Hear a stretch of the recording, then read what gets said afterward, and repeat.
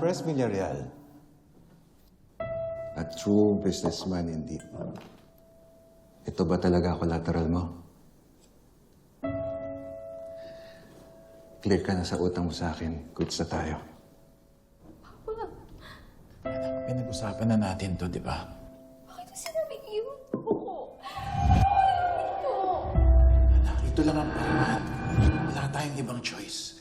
Relax, baby girl. This is just business. Walang nawawala sa'yo kung makikipaglaro ka lang. Playtime lang tayo, ha? Playtime lang. Allen! Basti! Labas na bisita! Mama, please. Hindi dadalhin mama ko. Mama, huwag ka alis. Ayoko! Mama, huwag ka ako iwan. Mama! Mama!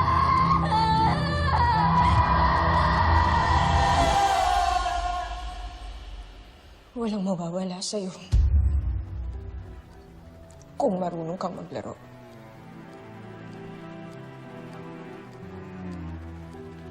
Hindi na ako magiging bayad utang.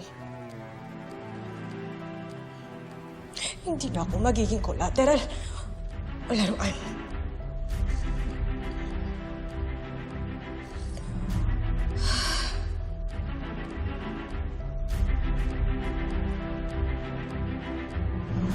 Ako na ang naglalaro.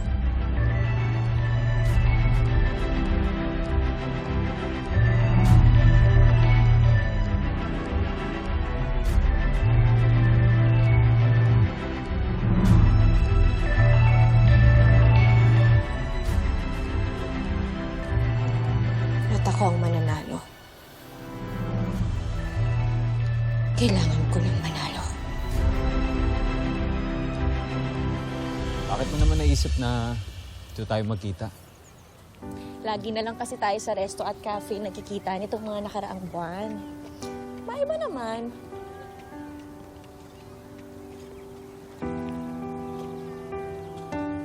Thank you. Mag-ingat kayo mga anak.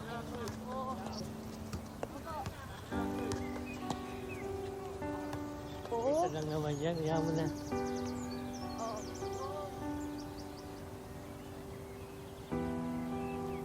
Namimiss mo family mo, no? Bumalik na kaya sa inyo.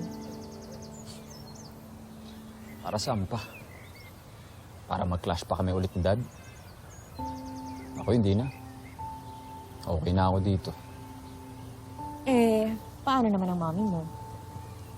Matitiis mo ba siya? I'm sure sobrang namimiss ka na ng mami mo. Saka, huwag mo muna isipin kung mag-aaway kayo ng daddy mo. Diba, sabi mo sa akin, mas magaling at mas passionate ka sa negosyo kaysa sa kuya mo. Ipakita mo yan sa kanya. Huwag kang papatalbog sa kuya mo, no? You should earn your rightful place sa family at negosyo niyo. Do you really think that? Hindi lang think. Alam ko. Alam ko na dapat ikaw ang tinitingala. Siguro kailangan mo lang ng taong makakakita kung gaano ka kasapat at kung ano ang kaya mong maging kapag kasama mo siya. Kaya mo?